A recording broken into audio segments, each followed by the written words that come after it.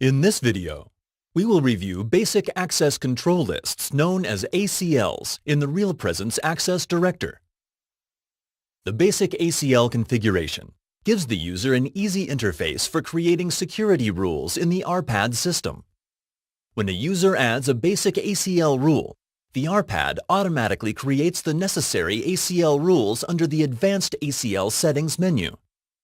Open your RPAD interface and navigate to the Configuration menu. Then select the Basic ACL Settings menu.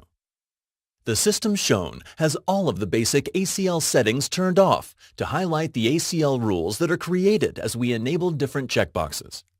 Now navigate to the Configuration menu and click the Advanced ACL Settings menu and the Access Control List Rules menu.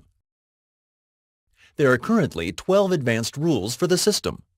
Go back to the Basic ACL Settings menu and check the Enable Registration Policy box. Click the Update button. Enabling this rule by itself stops incoming registrations from outside endpoints.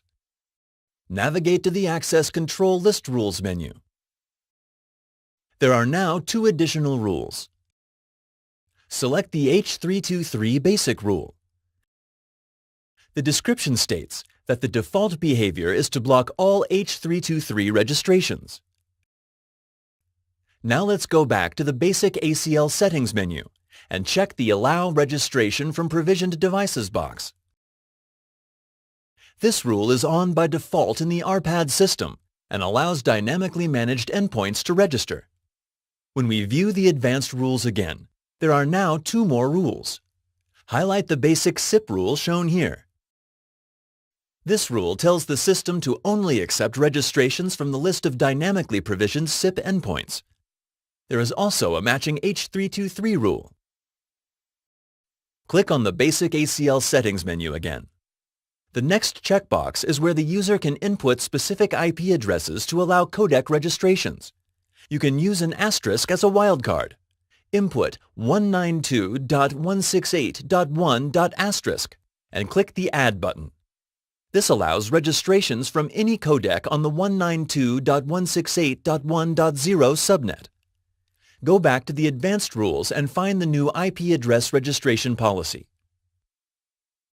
Moving back to the basic ACLs, we can input alias values to allow registrations.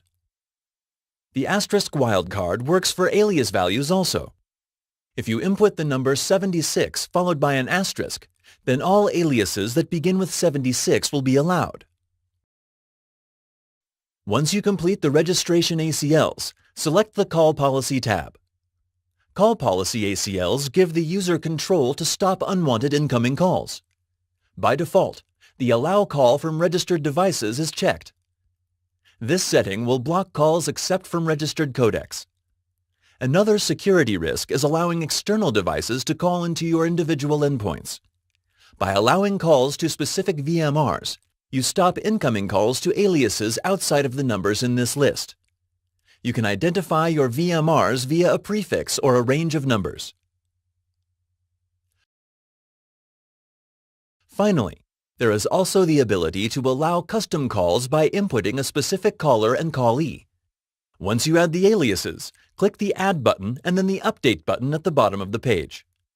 This concludes our review of the basic ACLs in the RealPresence Access Director.